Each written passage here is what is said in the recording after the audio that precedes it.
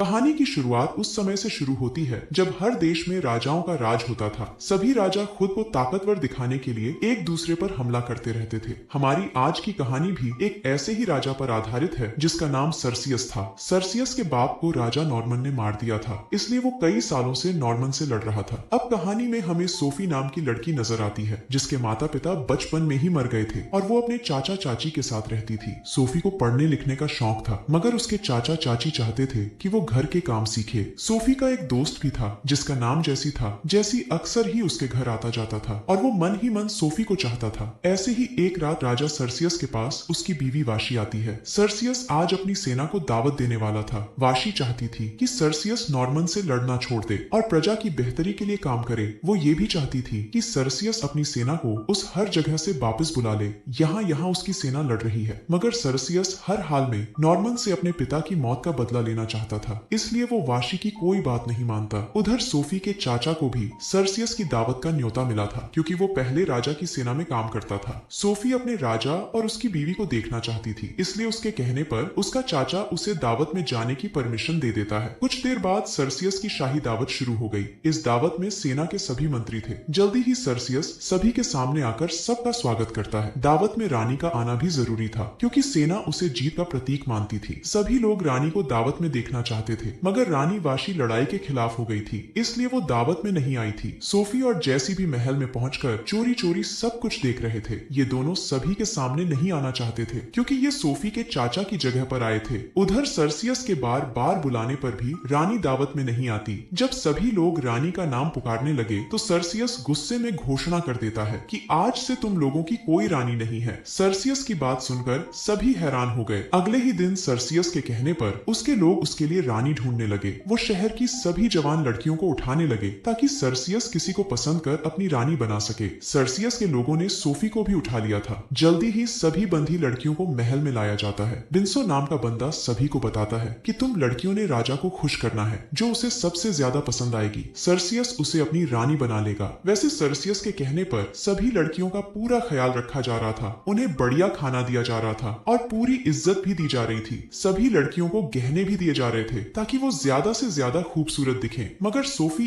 एक बार भी गहने नहीं पहनती। ना तो उसने सर्सियस को इम्प्रेस करना था और ना ही वो उसकी रानी बनना चाहती थी। ऐसे ही एक रात सोफी कोई कहानी पढ़ रही थी और सर्सियस उसे चुपके से सुनने लगता है। सर्सियस के शहर में कोई ही पढ़ सकता था और लड़कियां तो बिल्कुल भी नहीं पढ़ती थी। सोफी को पढ़ते देखकर सर्सियस बेहद खुश हो गया और यही चीज उसका ध्यान खींच लेती है। इसी के साथ सर्सियस अभी भी लड़ाइयां लड़ रहा था। वो मैदान में अपने दुश्मनों को मार रहा था। उसे पूरी उम्मीद थी कि एक दिन वो नॉर्मन तक पहुंचकर उसे भी मार देगा और अपने बाप की मौत का बदला लेगा। ऐसे ही एक दिन दूसरे देश की राजकुमारी भी सर्सियस को इम्प्रेस करने आती है। इस राजकुमारी ने बहुत सारे गहने पहन रखे थे। सर्सियस को अपना चेहरा दिखाकर वो वापस जाने वाली थी। उसे उठाकर जब घोड़े पर बैठाया जाने लगा तो गहनों के वजन के कारण उसे उठाना मुश्किल हो गया। ये राजकुमारी सर्सियस को इम्प्रेस तो नहीं कर पाती, उल्टा उसके सामने अपना मजाक बना लेती है। रात को बिंसो सोफी को समझाता है कि तुम्हें सर्सियस के कमरे में जाना है और उसे खुश करना है। अगर सर्सियस तुमसे खुश हो गया तो वो तुम्हें अपनी रानी बना लेगा। उसकी बात सुनकर सोफी कहती है कि मैं यहाँ अपनी मर्जी से नहीं आई हूँ, बल्कि मुझे जबरदस्ती यहाँ लाया गया है। मैं ना तो सर्सियस को खुश कर सकी हूँ और ना मैं उसकी रानी बनना चाहती हूँ। उधर सर्सियस को खुश करने एक लड़की आ गई थी। सर्सियस जब उसे मुंह में लेने को कहता है तो लड़की मुंह बनाकर भाग जाती है। अगली रात सोफी को सर्सियस के पास भेज दिया जाता है। सोफी उसे साफ साफ कह देती है कि ना तो मैं आपको खुश करना चाहती हूँ और ना ही रानी बनना चाहती हूँ। उसकी बात सुनकर सर्सियस इम्प्रेस हो गया। उसे पता था कि रानी बनने के लिए लड़कियां कुछ भी कर सकती हैं, मगर सोफी उसे खुश करके रानी नहीं बनना चाहती थी। वो सोफी से वादा करता है कि मैं तुम्हें ही रानी बनाऊंगा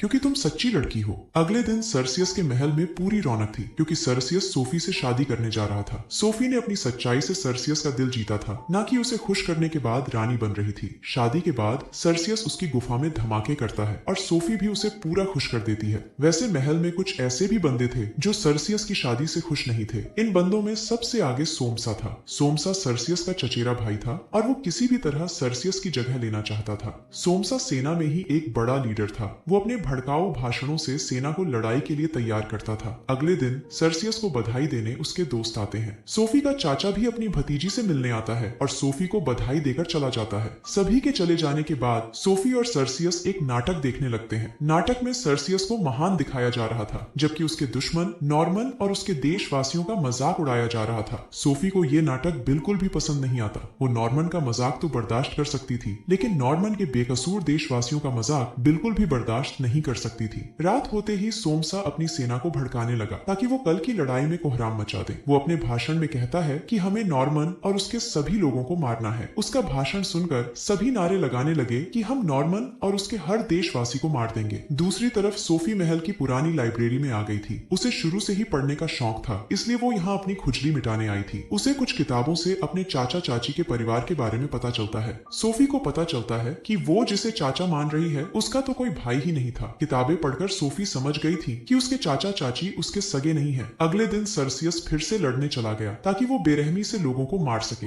उधर सोफी ने अपने चाचा को बुला लिया था ताकि वो अपने बारे में जान सके। उसके कई बार जोर देने पर उसका चाचा उसे सब बता देता है। दरअसल सोफी के माता पिता उसी नॉर्मन के देश के वासी थे जिससे सर्सियस बेहद नफरत करता था। सर्सियस के पिता ने जब नॉर्मन के देश पर हमला किया था तो उसी हमले में सोफी के माता पिता मारे गए थे। सोफी उस समय बेहद छोटी थी। उसे बचाने के लिए उसके चाचा ने उसे अपने पास छुपा लिया था। पूरी सच्चाई जानकर सोफी हैरान हो गई थी क्योंकि वो उसी नॉर्मन देश से वास्ता रखती थी जिससे सर्सियस नफरत करता था। इसी बीच सर्सियस भी लड़ाई से वापस आ गया था। वो रोज मेन दरवाजे से अंदर जाता था, लेकिन आज वो पिछले दरवाजे से महल में जाना चाहता था। सर्सियस को पिछले दरवाजे से गए हुए काफी समय हो गया था, इसीलिए वो पिछले दरवाजे का इस्तेमाल करना चाहता था। उधर सोफी भी पिछले दरवाजे से अंदर आने वाली थी और वो अपने चाचा से विदा ले रही थी। इसी बीच सर्सियस भी दरवाजे के पास पहुंच गया था। वो पिछले दरवाजे को देखकर उसका मजाक उड़ाने लगा क्योंकि इस दरवाजे का इस्तेमाल बदचलन औरतें ज्यादा करती थी। जैसे ही सोफी दरवाजे से अंदर आती है तो सर्सियस का सिर नीचे हो जाता है। सोफी जल्दबाजी में सर्सियस को देख नहीं पाई, जबकि सर्सियस को उसके कारण शर्मिंदा होना पड़ गया था। कुछ देर बाद जब सर्सियस महल में आता है तो वो बेहद गुस्से में था। सोफी उससे बात करने की कोशिश करती है मगर वो उससे ठीक से बात नहीं करता। रात को सोफी उसे अपने पास आने को कहती है, लेकिन सर्सियस उसके पास नहीं आता। सोफी के कई बार पूछने पर वो उसे बता देता है कि मैंने तुम्हें पिछले दरवाजे से आते हुए देखा था और तुमने मेरा भरोसा तोड़ दिया। सोफी उसे समझाने की बहुत कोशिश करती है कि मैं तुम्हें धोखा नहीं दे रही, मगर साला सर्सियस उसकी कोई बात नहीं सुनता। अगले दिन जब सर्सियस अपने दरबार में था तो सोफी उसके सामने आती है। सोफी उसे बताती है कि मैं अपने चाचा से मिलकर पिछले दरवाजे से आई थी क्योंकि मैं अपनी सच्चाई जानना चाहती थी। इसी के साथ वो सर्सियस को ये भी बताती है कि उसके माता पिता